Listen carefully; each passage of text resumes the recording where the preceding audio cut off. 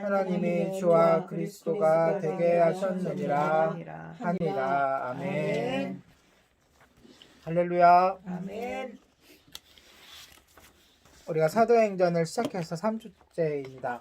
첫째 주에는 예수님의 승천과 승천을, 두 번째 주에는 그 제자 뽑는 거, 세 번째 주에는 성령이 충만히 임하시는 거, 그리고 오늘은 거기에 이제 놀란 유대인들과 이방인들 앞에서 베드로가 설교한 내용인데요. 오늘 이 선교 내용을 잘 우리가 익혀두면 우리가 평소에 복음을 전할 때 어떤 내용으로 복음을 전하는 것이 좋은가를 알 수가 있습니다.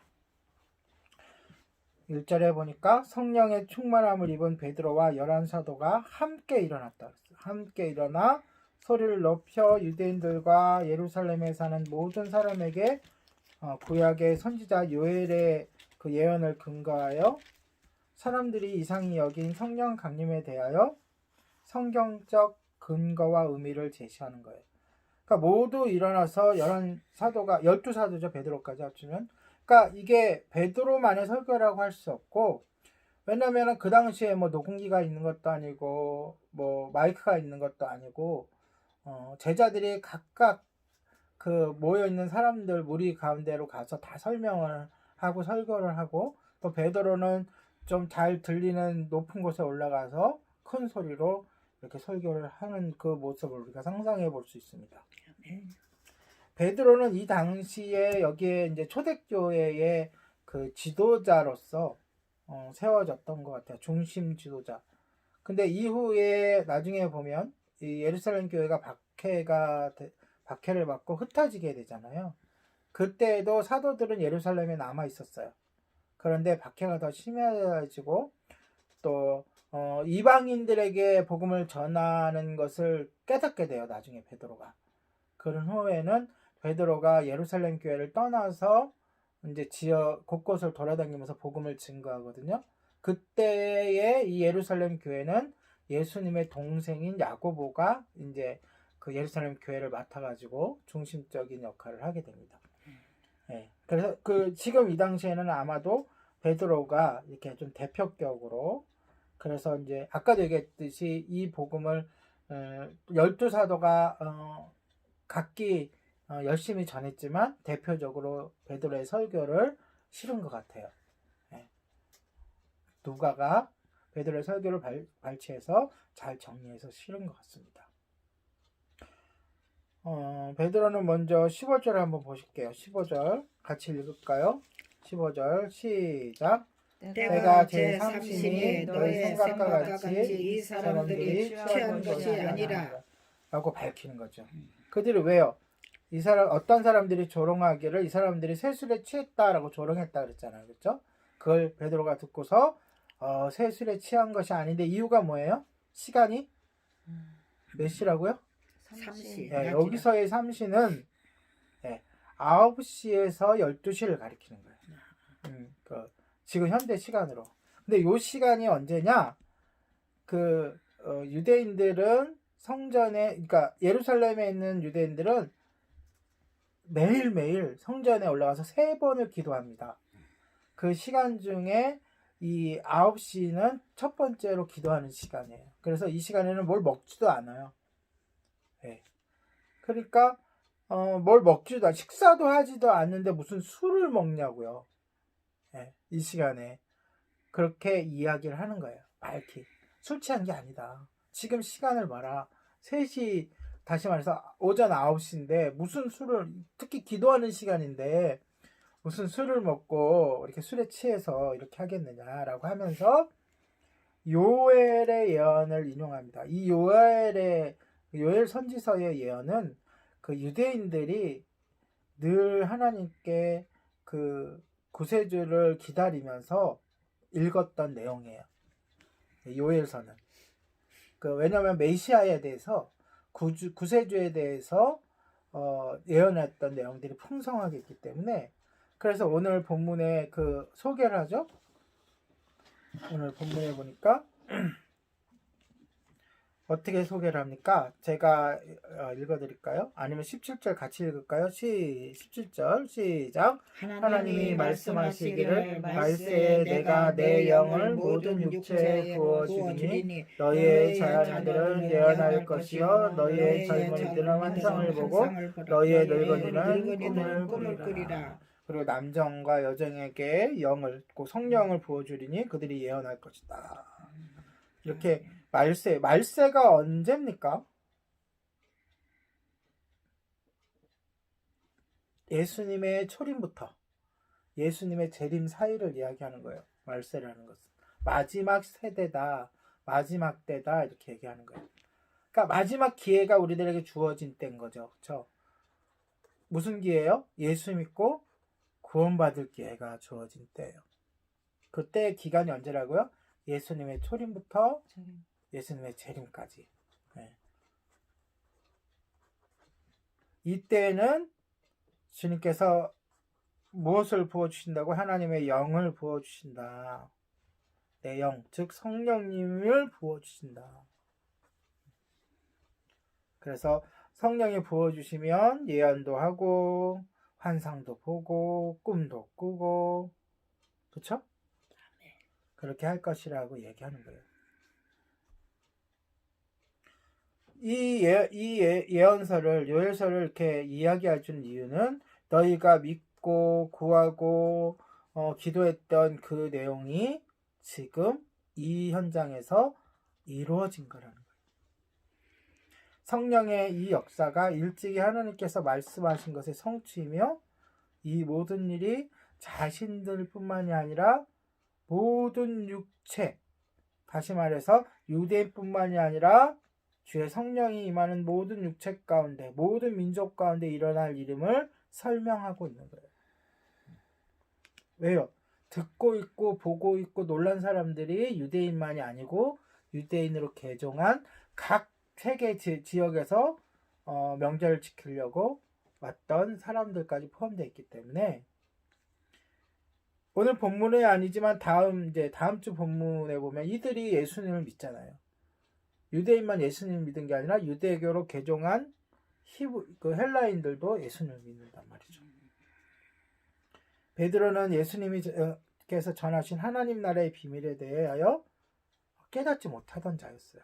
원래 이 베드로는. 그렇죠? 또 뿐만 아니라 주님의 십자가 그 순간에 예수님을 몇 번? 3번 부인하고 저주까지 했던 인물이에요. 우리가 찾아보진 않겠지만 마태복음 16장 22절에 보면 예수님께서 내가 이제 곧 그 바리새인들과 서기관들에게 팔려서 십자가에 달려 죽을 것이라고 이 이야기를 제자들한테 미리 얘기하거든요. 그때 베드로는 예수님을 막아서요. 그 직전에 무슨 일이 있었냐면 베드로의 믿음의 고백이 있었죠. 주는 그리스도시요 살아계신 하나님의 아들이십니다. 그때 예수님은 놀라워하시고 기뻐하시면서 내가 그 믿음 위에 교회를 세우겠다고 얘기했던 그 순간에 그러고 나서 바로 이어가지고 그때서부터 예수님이 이제 고난에 대해서 이야기를 하시기 시작하는데 그때 예수님을 막아서요. 순간적으로 믿음의 고백을 하다가도 그래서 예수님이 뭐라 그러냐면 베드로에게 사탄아 내 뒤로 물러가라. 그 정도로 야단 맞을 정도로 예수님의 그런 구원 사역을 막는 그런 역할을 한다. 그러니까 사람이라는 게 뭐 믿음이 좋다고 아니면 뭐 신앙생활 잘한다고 교만할 필요가 하나도 없고 자랑할 필요, 부러워할 필요가 하나도 없는 거예요. 순간 이렇게 넘어지는 거예요. 그랬던 베드로예요. 그리고 마태복음 26장 74절에 보면 예수님이 잡히시고 고난을 받으시는 그때에 3번이나 부인하며 저주하던 사람, 그 사람이 이 베드로잖아요. 그런데 오늘 어때요? 이렇게 연약한 믿음을 찾아볼 수가 없어요. 이 담대하게 군중에게 복음을 전하는 이 베드로는 옛날의 베드로가 아니었던 거죠. 왜 이렇게 사람이 변했을까요? 왜 이렇게 됐을까요? 성령 먼저 약속이 이루어지기까지 예루살렘을 떠나지 말라는 주님의 말씀에 순종을 했어요. 그리고 성령 충만을 위해서 우리들과 함께 기도했어요. 그리고 성령 충만을 받았죠. 그러니까 이 말씀과 기도는 말씀과 기도 이 두 가지는 성령 충만함으로 권능을 입는 유일한 통로예요. 이 말씀과 기도. 말씀과 기도 없이 성령 충만을 받았다는 것은 뭔가 생각해 봐야 돼요. 그리고 이후로 사도행전 쭉 이제 앞으로 여러분들 볼 건데 베드로가 말씀을 전할 때, 바울이 말씀을 전할 때 성령이 충만히 임하는 그러한 것을 자꾸 여기서 사도행전에서 그 증거하고 있거든요. 그래서 주님께 이방인들에게 그 복음이 열렸다는 것도 어떻게 증거가 되냐면은 베드로가 고넬료의 집에 가서 말씀을 증거할 때 거기에 성령님이 임하시잖아요. 그것을 보고서 예루살렘에 있었던 의구심을 품었던 사람들도 그 베드로의 보고를 듣고서 하나님께 감사하고 하나님께 기도하며 찬양했다 그래요. 그러니까 이 말씀과 기도는 성령 충만을 입는 유일한 통로라는 거예요. 그런데 더욱더 중요한 것은 이것이 어느 개인에게나 어느 한 단체에게나 어느 교회에만 속한 것이 아니라 말씀과 기도로 성령 충만함을 입는 것이 모든 사람에게 열려져 있다는 거예요. 구약 시대에는 특별히 하나님이 구별한 사람에게만 성령님이 강하게 임했어요. 예를 들어서 사울을 선택하고 나서 사울이 성령에 충만해서 예언을 했죠. 그런 것처럼 주님께서 특별히 세우신 지도자 한 사람 한 사람에게만 성령이 임했다면 이제는 모든 이들에게 성령께서 임하시고 충만히 역사하심이 어떻게 됐다고요? 열려졌다는 거예요. 그래서 이 베드로를 우리가 바라보면서 그 다음에 베드로의 이 설교, 지금 이 성령이 임하시고 이 설교하는 이 내용, 그 이어지는 다음 주에 있을 그 주님께로 회개하고 돌아오는 그런 역사를 쭉 지켜보면서 이제는 그 누구, 어떠한 사람도, 어떠한 죄인도, 어떠한 형편에 있는 사람도 예수님을 믿고 말씀과 기도에 전념하면 성령 충만을 받을 수 있다는 것을 우리가 확인하고 지켜볼 수가 있습니다. 그러니까 모든 주님을 믿는 사람들이 성령 충만을 받으면 어떻게 돼요? 베드로처럼 예수님을 그리고 예수님께서 이루신 그 구원을 담대히 전할 수 있는 능력을 얻게 되는 거예요. 베드로를 한 번 더 이야기하면 그는 원래 하나님의 뜻에 대한 옳고 그름을 분별하지 못하고 육신의 생각으로 판단했던 사람이에요. 그런데 이제 그 베드로가 진리를 분별하고 담대히 복음을 전할 수 있게 된 것처럼 우리도 더욱더 말씀을 가까이 하십시오. 그 다음에 기도에 전념하십시오. 그러면 영적 분별력이 생기고 통찰력을 얻을 수 있어요. 그래서 주님의 말씀이 성경이 이야기하는 바른 진리를 깨닫고 전하는 사명자가 될 수 있다는 것을 믿으시기 바랍니다. 아멘. 자, 이제 한편 설교로 이제 본격적으로 들어가 볼게요. 하나님께서 선지자 요엘을 통해 말씀하신 것은 예수 그리스도의 죽으심과 부활로 완전히 성취되었어요.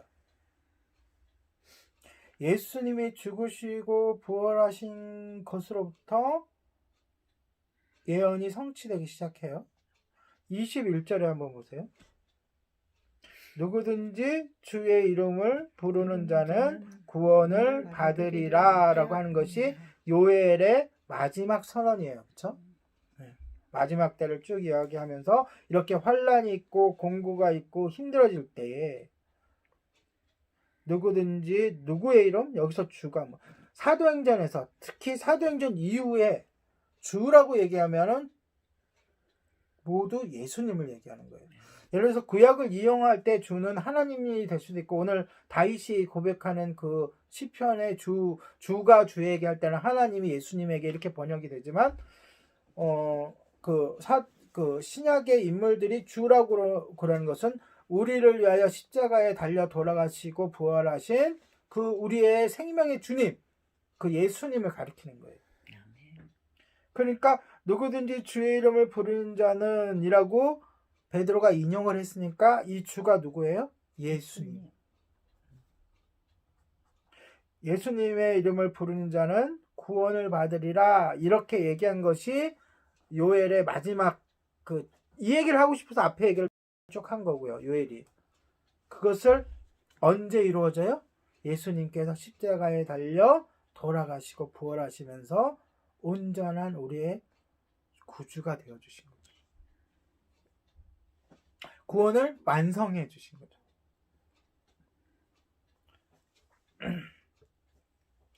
믿으시기 바랍니다. 아멘.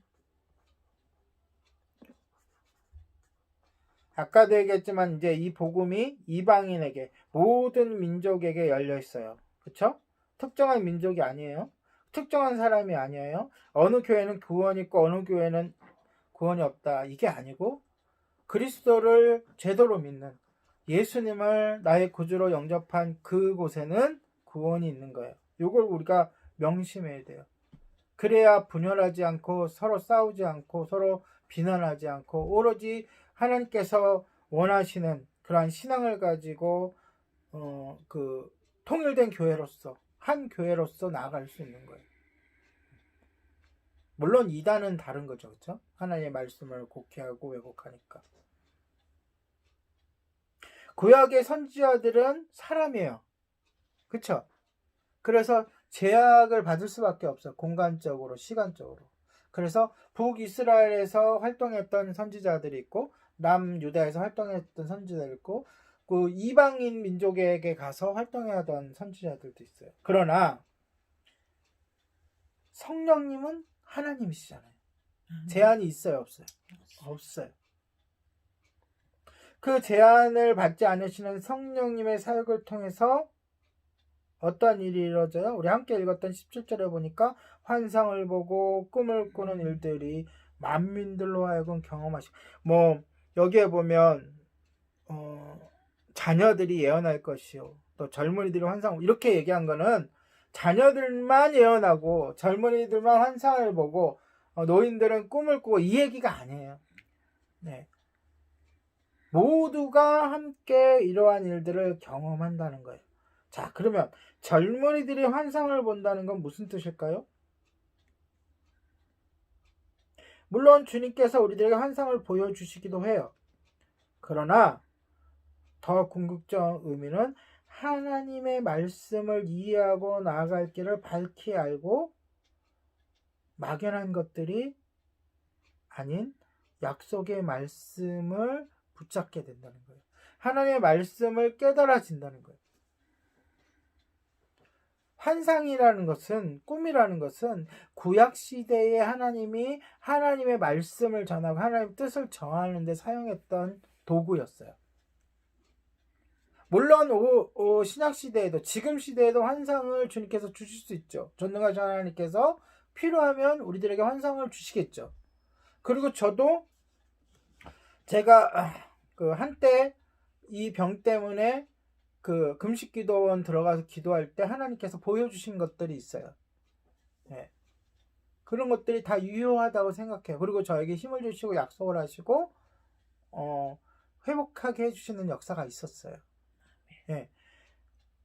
그런데 그거보다 더 앞서서 하나님의 말씀을 바로 우리가 해석하고 깨달을 수 있게 지혜를 주시는 것도 여기에 이 내용 속에 포함되어 있는 거예요. 이 내용이 내포하고 있는 거예요. 그러니까 우리가 하나님 말씀을 그러려면 어떻게 해요? 첫 번째로 먼저 부지런히 읽어야 돼요. 읽어야 깨닫고, 읽어야 해석이 되고, 읽어야 내 마음속에 간직할 수 있죠. 그래서 제가 강조하는 게 성경 읽는 거랑 암송하는 거예요.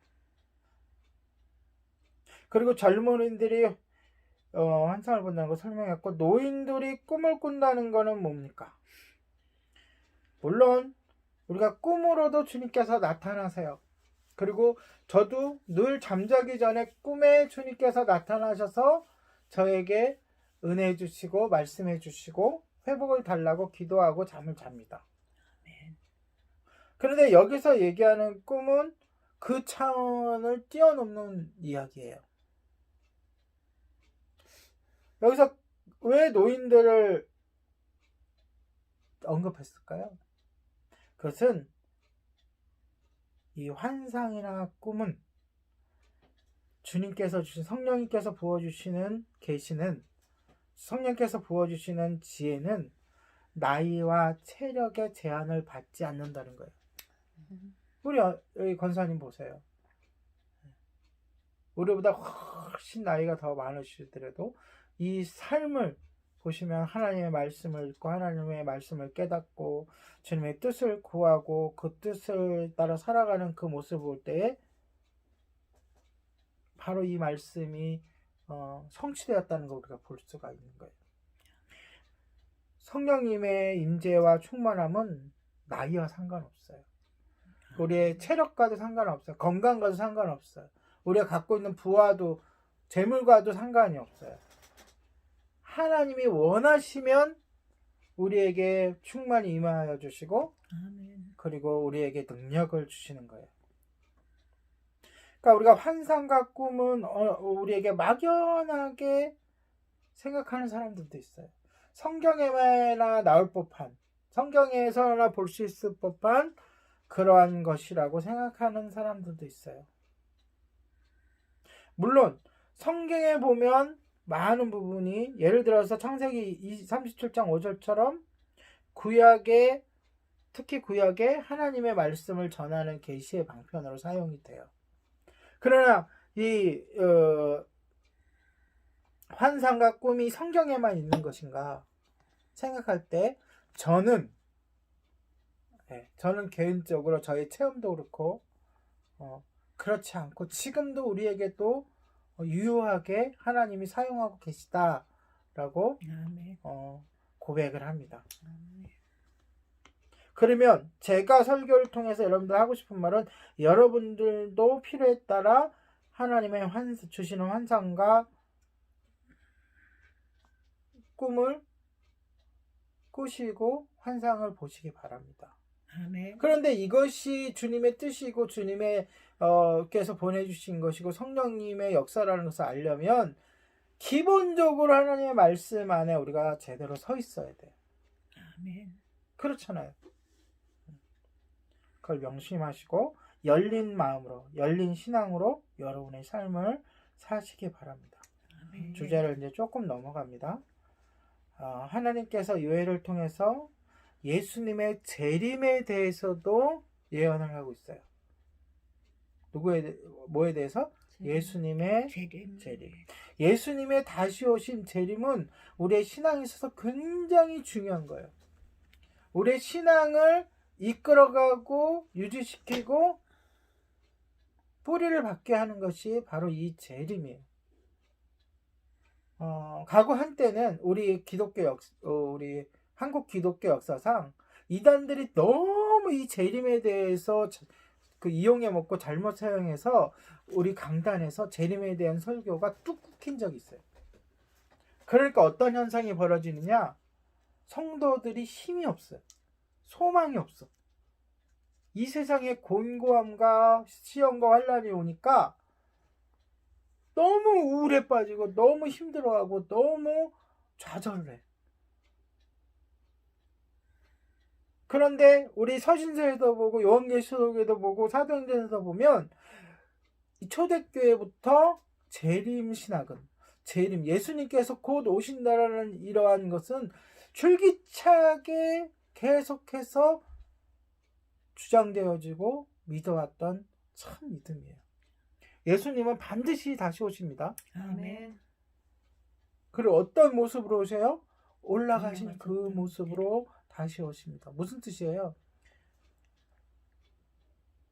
바로 인성과 신성을 함께 갖고 계신 우리의 고통과 우리의 연약함과 우리의 슬픔과 우리의 그 애절한 그 심령을 다 느끼실 수 있는 완전한 인간의 그런 모습과 전지전능하고 우리의 필요를 다 채워주시고 우리를 구원하실 그 하나님의 그런 신성을 다 갖고 계신 그 모습으로 그대로 오신다. 아멘.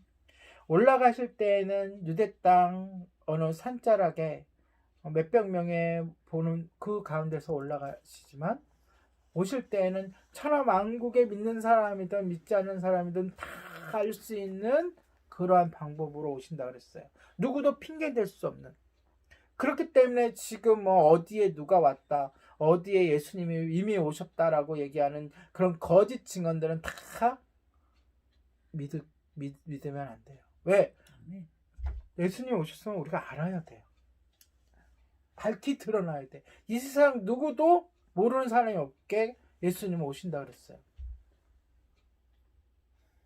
그 예수님이 오신다는 그 재림신앙, 이 신앙이 대해서 요엘서에도 이야기하고 있다는 거죠. 20절 한번 보십시오. 한번 같이 읽을게요. 시작. 주의 크고 영화로운 날이 이르기 전에 해가 변하여 어두워지고 달이 변하여 피가 되리라. 자, 보세요. 주의 크고 영화로운 날, 이 날이 재림의 날이에요. 주님이 영화롭게 만왕의 왕으로 이 땅에 오시는 날, 그 직전에 어떠한 일이 벌어진다고요? 해가 변하여 어두워지고 달이 변하여 피가 되리라. 그러니까 이게 어떤 현상인지는 모르겠지만 요엘이 환상을 본 거 아니에요. 요엘이 구약시대에 예수님 오기 몇백 년 전에 하나님의 계시를 받아서 적은 건데 표현할 길이 없잖아요. 그 당시에 일어난 일이 아니니까. 그래서 이렇게 표현한 거예요. 해가 변하여 어두워지고 달이 변하여 피가 되리라. 이것이 어떠한 현상으로 예수님이 오기 전에 이 땅에서 이루어질 것인가는 우리가 당해봐야 하는데 추측은 할 수 있죠. 왜냐? 이제는 그날이 이 요엘의 시대보다 훨씬 2000년이 넘게 2500년, 2600년 후에 우리가 살고 있기 때문에 예수님이 온 날이 그만큼 더 가까워지니까 예측은 할 수 있죠. 그리고 그 위에 한 절 19절에 보면 징조가 있는데 곧 피와 불과 연기라 그랬어요.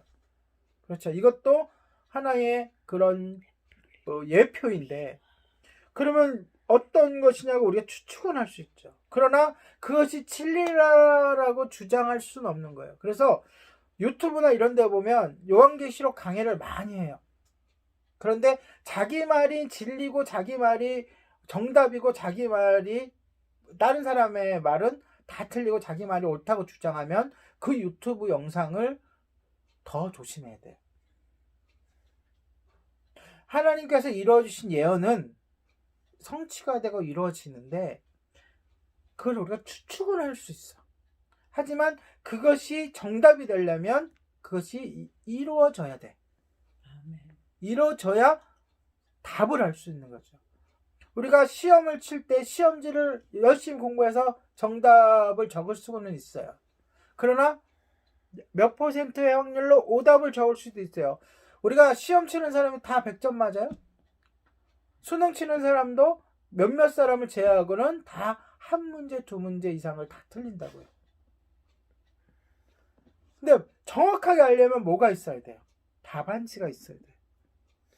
답안지가 있어서 답이 발표가 되고 거기에 대입해 보면 내가 정상적으로 잘 적었다고 치면 내가 몇 점을 맞았는지 알 수 있듯이 주님의 일이 우리가 예상을 하고 예비를 하고 그 준비를 해야 되지만 이 현상이 이렇게 성취됐다라고 이야기하려면 어떻게 돼요? 그 일이 벌어져야 돼요.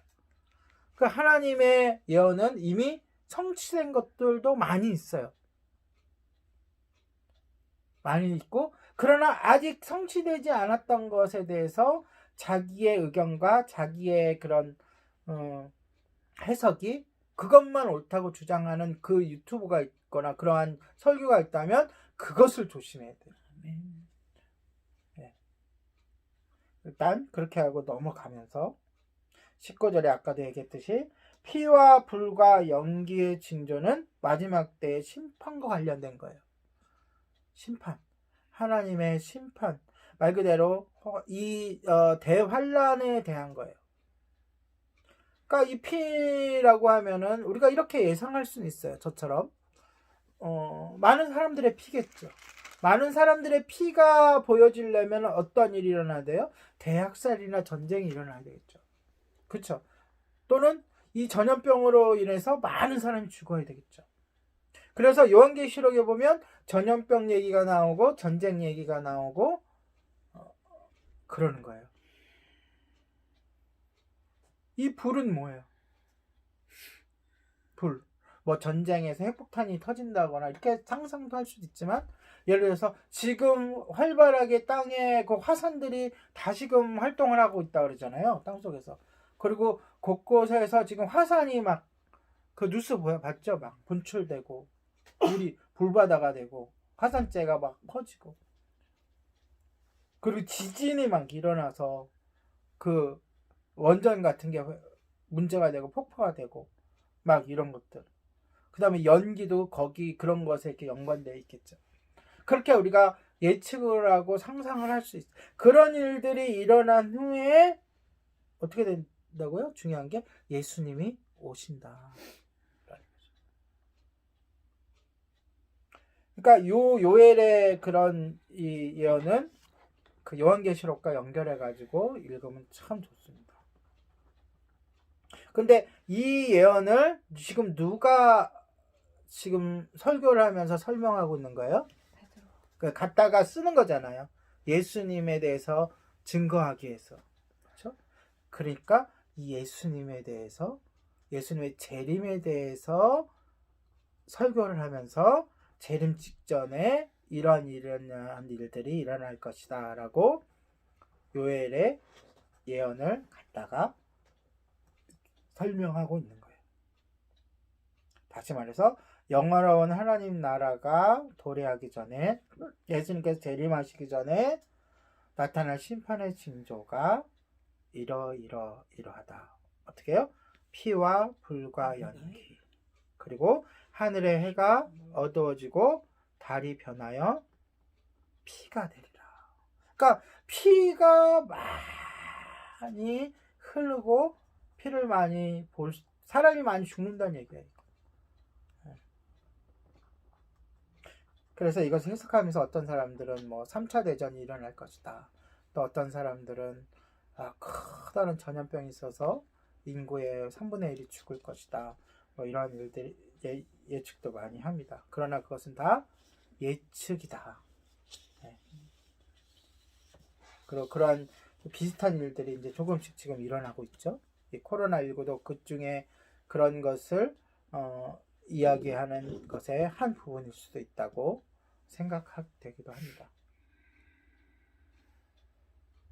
자, 정리합니다. 제한받지 않는 성령님의 역사를 힘입어서 하나님의 말씀을 잘 분별하는 것이 중요해요. 그리고 우리가 마지막 때를 준비하는 것이 굉장히 중요해요. 그리고 그 베드로가 지금 설교 가운데 하고 싶은 말, 지금 듣는 사람들이 누구예요? 이 설교를 예수님을 믿는 사람들이에요? 주일날 설교하고 있어요? 아니에요. 예수님을 아직 믿지 않는 사람들, 그 성령 충만하고서 각 나라 말로 기도하고 있는 모습을 보면서 놀라고 있는 사람들, 믿지 않는 사람들의 얘기하는 거니까 이 설교의 주제가 뭐예요? 바로 21절에 요엘의 예언의 마지막 구절. 누구든지 주의 이름을 믿는 자는 구원을 받으리라. 다시 말해서 예수 그리스도를 믿어야 너희도 구원을 받는다라는 것이 설교의 주제인 거예요. 아멘.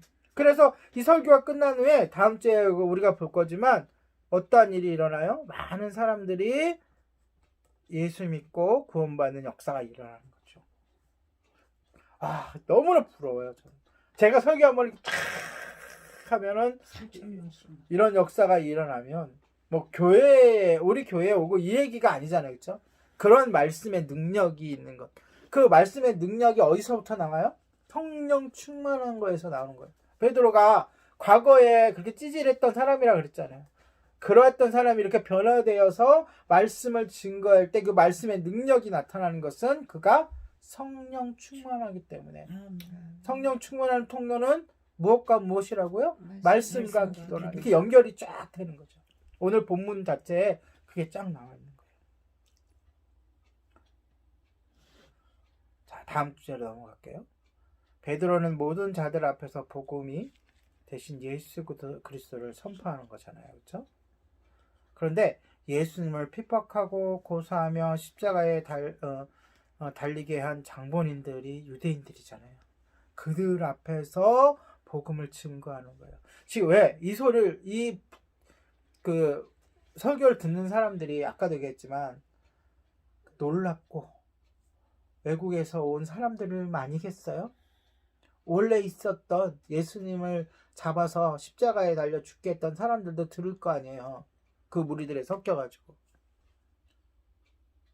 어떻게 이렇게 마음이 담대하게 됐는지.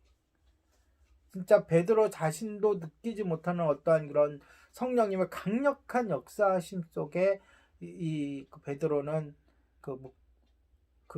파묻혀져 있는 것 같아요. 그러면서 마지막으로 설교를 시작하면서 이렇게 선포하잖아요. 22절 보세요. 이스라엘 사람들아, 이 말을 들어라. 이 말을 들으라 하고 외치는 거잖아요. 아멘. 외치는 거예요. 지금 우리는 적은 수가 있으니까 제가 이렇게 조근조근히 얘기하지만 그 많은 무리들, 그 웅성웅성하고 있는 머리들이 장해지게 할 수 있는 것은 예수님의 주신 권능으로 성령의 능력으로 외치는 것뿐이에요. 이스라엘 사람들아, 이 말을 들으라.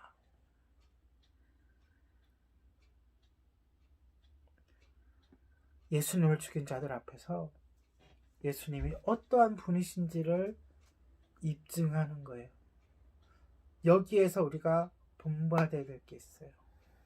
지금 이 세상은 예수님에 대해서 호의적이지 않습니다. 교회에 대해서 결코 좋은 감정을 갖고 있지 않아요. 엄마는 잘 모르시겠지만 인터넷을 잠깐 보더라도 뉴스를 듣더라도 모든 뉴스의 뉴스거리나 그 인터넷의 글들이나 동영상들이 댓글들이 한 곳을 향해 가고 있어요. 종교적인 면에서 봤을 때 교회를 어두운 면을 보여주고 교회 나쁜 것만 이렇게 뉴스로 보내주고 교회를 핍박하고 교회를 억압하는 쪽으로 계속 가고 있어요. 뉴스도 그래요. 옛날 뉴스 내용하고 지금 뉴스가 교회를 대하는 내용하고 달라요. 이 논조가 달라졌어요. 그리고 국가의 제도도 점점 성경적이지 않은 쪽으로 가고 있어요. 법을 만드는 것들도. 그런데 그러면 그럴수록 베드로처럼 그들 앞에서 우리는 담대하게 예수 그리스도를 복음을 증거해야 되는 거예요. 아멘.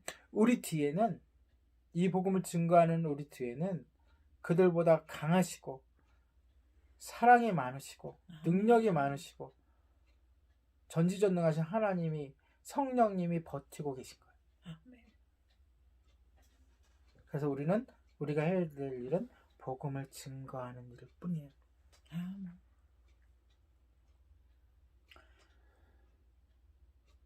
이스라엘을 들으라 라고 외치는 베드로가 어떻게 얘기하냐? 22절에서 24절에 보면 이 땅에서 큰 기사와 권능과 표적을 통해 능력의 사역을 담당하시고 하나님의 말씀에 완전히 순종하심으로 십자가 위에서 사망을 완전히 이기시고 자기 백성의 죄와 사망에서 해방시켜 주신 분이 누구라고? 너희들이 십자가에 매달려 죽게 한 예수님이라고 선포합니다. 이게 복음이에요. 너희가 그렇게 구박하고 그렇게 미워하고 그렇게 비난하고 그렇게 핍박하는 그 예수가 너희들에게 생명을 주고 너희들을 구원할 자라고 우리가 외쳐야 된다는 거예요. 이것이 우리가 복음 증거하는 주님의 일꾼으로 세워질 때에 우리가 외쳐야 될 내용이에요.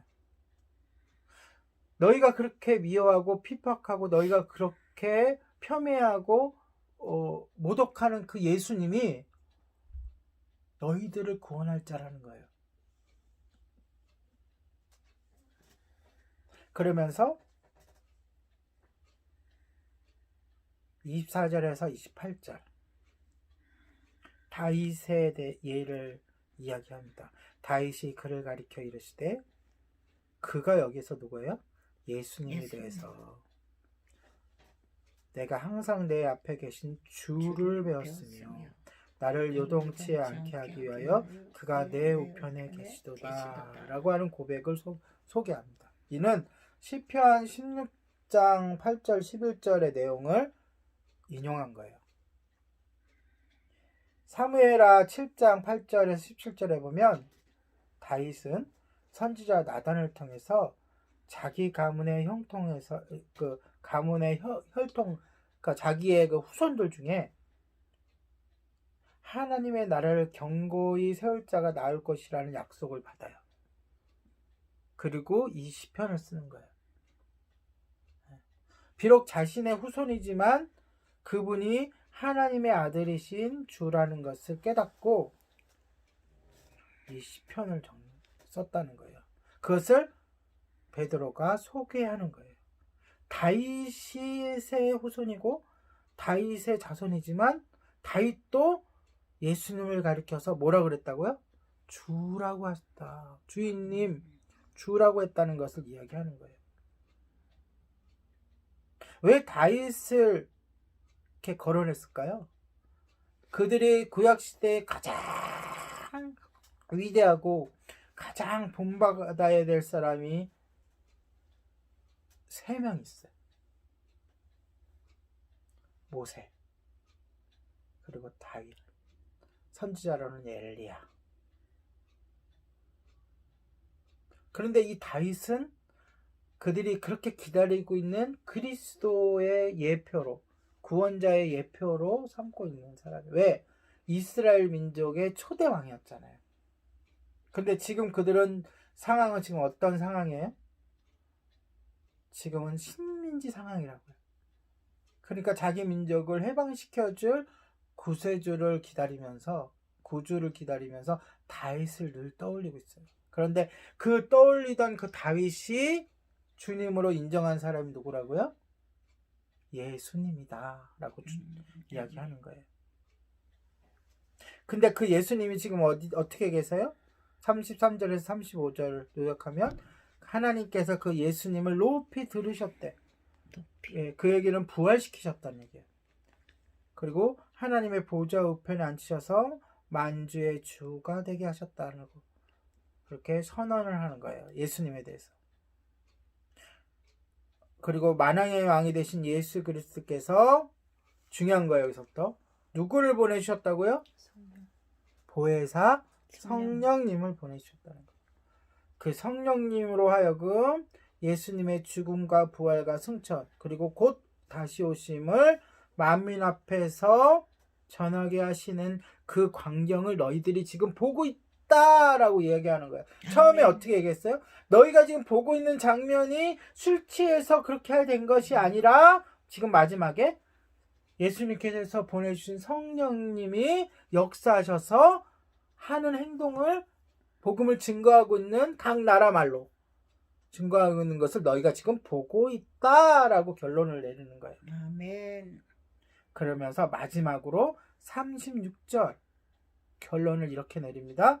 이스라엘의 온 집은 확실히 알지니, 너희는 확실히 알지니, 세상 사람들아 너희들은 확실히 알아야 된다. 아멘. 너희가 십자가에 못 박은 이 예수를 하나님이 주와 그리스도가 되게 하셨다. 우리도 세상 사람들에게 너희가 핍박하고 너희가 그렇게 폄훼하고 너희가 구박하고 너희가 핍박하는 그 예수가 너희의 주와 그리스도 구주가 되신다라고 우리도 선언해야 되는 거예요. 아멘. 우리의 복음 전파의 마지막도 예수 그리스도께서 너희의 구주시다라는 것을 전하는 것이 전도예요. 아멘. 사랑하는 성도 여러분, 우리가 이제 앞으로 올 한 해 주제를 이렇게 정했잖아요. 말씀과 기도와 찬양으로 영적 무장하여 그리스도의 좋은 군사가 되자고 정한 이유는 바로 이렇게 베드로처럼 예수 그리스도를 담대히 전하는 아멘. 어떤 사람에게? 교회를 핍박하는 자들에게, 예수님을 폄하하는 자들에게, 우리를 조롱하는 자들 앞에 서서 담대하게 복음을 전하는 그런 자들이 되기 위해서, 그러한 복음의 일꾼이 되기 위해서 올 한 해 그렇게 훈련하는 거예요. 아멘. 말씀을 정리합니다. 베드로처럼 예수님을 죽인 그러한 자들에게, 그러한 자들 앞에서 생명 되시는 주님을 담대하게 전했던 이 베드로같이 우리들도 약속의 말씀을 붙잡고 말씀과 기도로 성령 충만하여서 이 어두운 세상 속에서 빛 되신 그리스도, 우리를 구원해 주실 그 예수님을 잘 증거하는 그러한 사명을 잘 감당하는 우리 모두가 되시길 바랍니다. 아멘. 기도하겠습니다. 우리에게 예수 그리스도를 통하여 구원의 손길을 열어주신 하나님, 성령의 충만함이 감정적인 변화와 위로가 아니라 삶을 통해 실제적인 사명을 감당할 수 있는 능력이 됨을 믿습니다. 아멘. 우리 가운데 하나님의 영이, 성령님이 능력을 부어주시고 갈 길을 밝히 보여주신 성령님의 인도하심을 따라 어디서든지 복음을 담대히 전할 수 있는 사명을 감당할 수 있게 하여 주시옵소서. 아멘. 감사를 드리며 예수님의 이름으로 기도드립니다. 아멘.